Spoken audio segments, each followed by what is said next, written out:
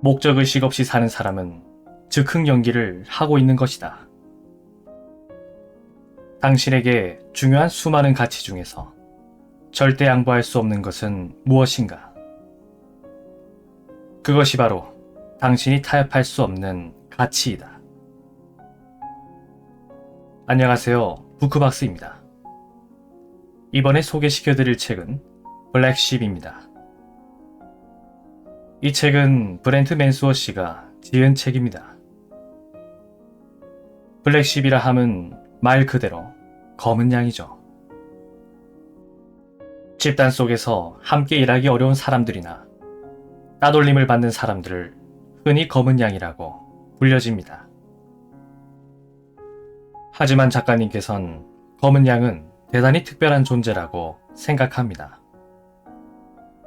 검은 양은 집단 속에서 눈에 띄기 때문에 그들이 살아남기 위해 남들보다 더 열심히 살아가기 때문이죠. 작가님께선 남들과 비슷한 삶을 사는 사람들을 흔히 보이는 하얀 양이라고 생각하고 그들의 삶보다는 더 독창적인 삶을 원하는 사람들을 검은 양, 즉 블랙쉽이라 칭하고 있습니다. 이처럼 작가님께선 어영부영 흐르는 대로 남들의 선택에 따라 살아가서는 안 된다고 말하며 흔해 빠진 흰 양이 아닌 독창성을 지닌 검은 양이 되어 자신만의 핵심 가치와 목적의식을 가지고 살아가야 한다고 말하고 있습니다. 수천 명의 사람들에게 주체적인 삶을 살기 위해 자신의 잠재력을 이끌어내고 활용할 수 있는지에 대한 블랙쉽 가치관을 소개하며 동기부여를 할 수 있도록 적은 책입니다. 블랙쉽 가치관을 통해 자신의 인생에서 절대 지켜야 하는 핵심 가치와 그렇지 않은 것들을 정확하게 구별해내는 방법을 알게 될 것이며 확실한 목적의식을 가지고 산다는 건 얼마나 놀라운지 알게 될 것입니다. 우리는 모두 우리만의 독창적인 삶을 살 수 있습니다. 이 책은 그 길을 여러분께 제시해 줄 겁니다. 많은 사람들이 목적과 관련해서 학교나 사회에서 배우게 되는 것은 왜로 시작하라는 것이다. 그래서 그 가르침에 따라 자신의 왜를 정의하려 애쓰지만 대부분 삶이 바뀌지는 않는다. 이유가 무엇일까? 분명히 배운 대로 한 것 같은데 직장에서든 사생활에서든 어떤 변화도 일어나지 않는다. 그런데 혹시 알고 있는가? 당신이 보통의 다른 사람들과 비슷하다면 당신의 외에 문제가 있을지도 모른다는 것을. 왜냐하면 왜를 정의하려면 무엇부터 찾아야 하기 때문이다. 당신이 절대로 타협할 수 없는 것은 무엇인가?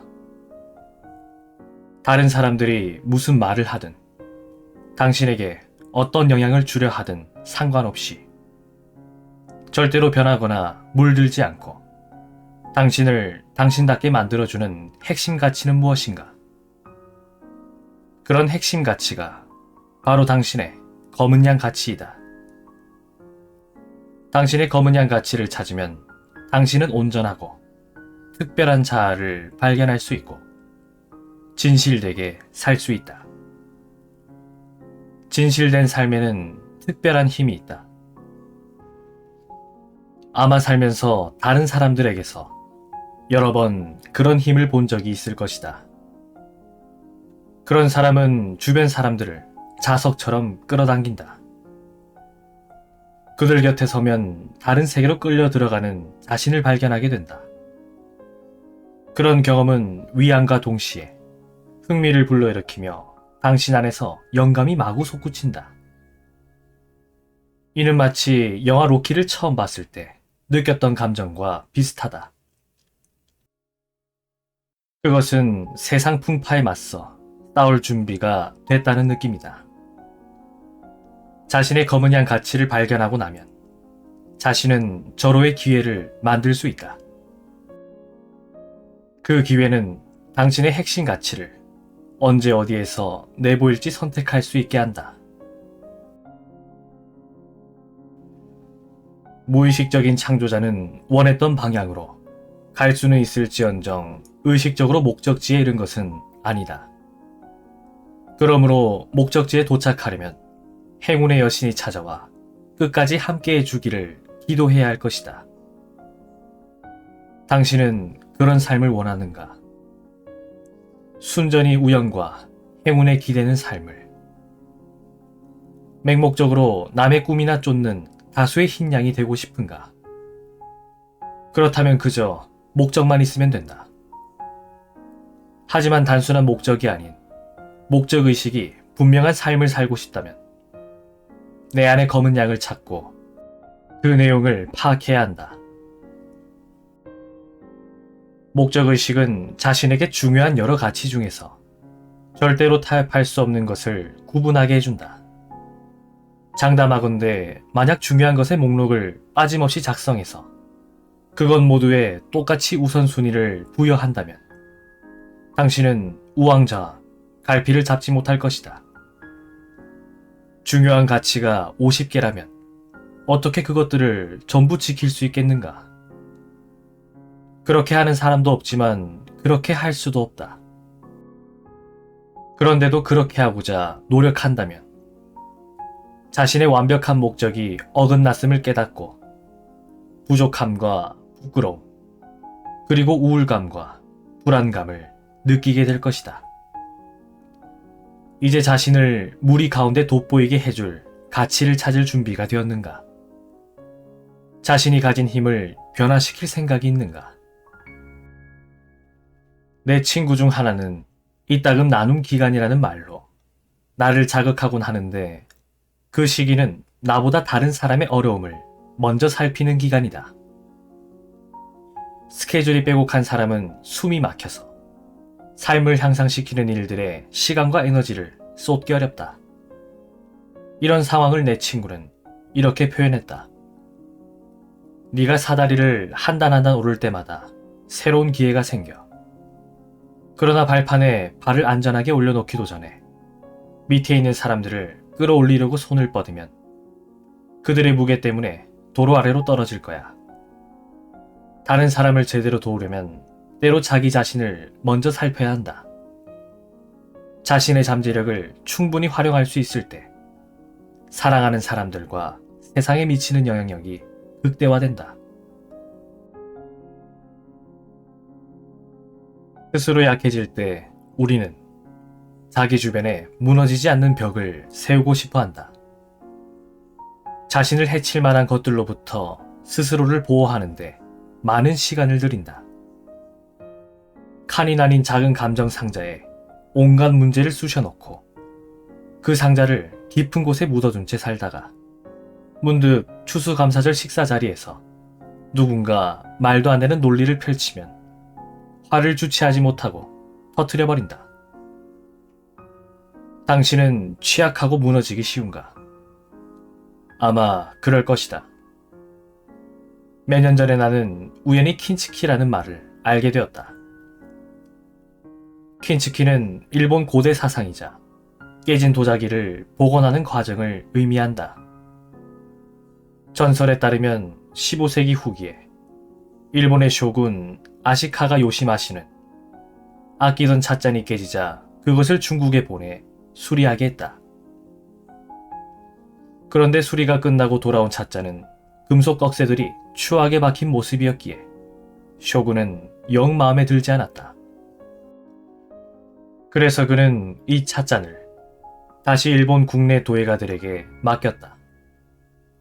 도예가들은 깨진 흔적을 감쪽같이 없애기보다는 가장 가치 있는 물질인 금으로 찻잔을 수리하기로 한다. 이렇게 그들은 아름다운 금장식으로 깨진 조각들을 이어 붙임으로써 찻잔의 가치를 높임과 동시에 찻잔의 역사까지 보여줄 수 있었다. 그래서 킨츠키는 훌륭한 수리 방법이라고 번역된다. 아마도 당신은 상처를 꿰매주는 것, 즉 자기답게 해주는 핵심 가치에 집중하기보다 자기를 무너뜨릴지 모를 것들로부터 스스로를 보호하는데 훨씬 많은 시간과 노력을 들여왔을 것이다. 일본의 도예가들이 찻잔을 수리하다 금이라는 귀한 물질을 발견한 것처럼 당신도 상처를 들여다보다 검은 양이라는 소중한 자원을 발견할 수 있다. 검은 양은 상처를 아물게 해줄 연고인 셈이다. 이제 그 검은 양을 이용해서 다음과 같이 해보자. 생각을 단순화하라. 자신의 검은 양 가치관에 따라 수십 가지 적당히 중요한 가치가 아닌 절대로 타협할 수 없는 핵심 가치에 초점을 맞추어야 한다. 이렇게 관점이 단순해지면 감정과 가치관 사이에 줄다리기에서 균형을 잃지 않게 되어 좋은 결정을 내릴 수 있다. 자율성을 높여라. 자신의 가치관에 따라 목적의식을 가지고 행동하면 눈앞에 펼쳐진 상황을 통제하고 주변에 긍정적인 영향을 미칠 수 있다. 검은 양은 어디서든 눈에 띄기 마련이다. 그것은 힘든 상황에서 당신이 가장 먼저 들여봐야 하는 것이자 사람들이 당신에게서 가장 먼저 발견하게 되는 것이다. 다른 사람과 교류하라. 자신에게 가장 중요한 것을 찾다 보면 당신은 혼자가 아님을 알게 된다. 많은 사람이 가치관을 공유하며 당신과 같은 어려움을 겪는다.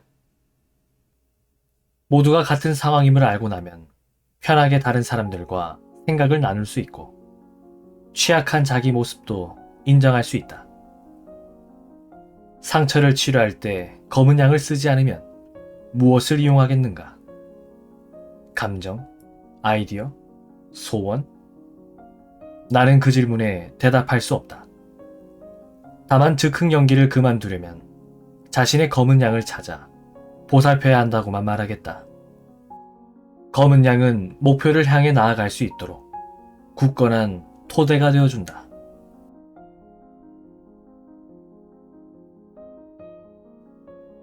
오늘도 들어주셔서 감사합니다.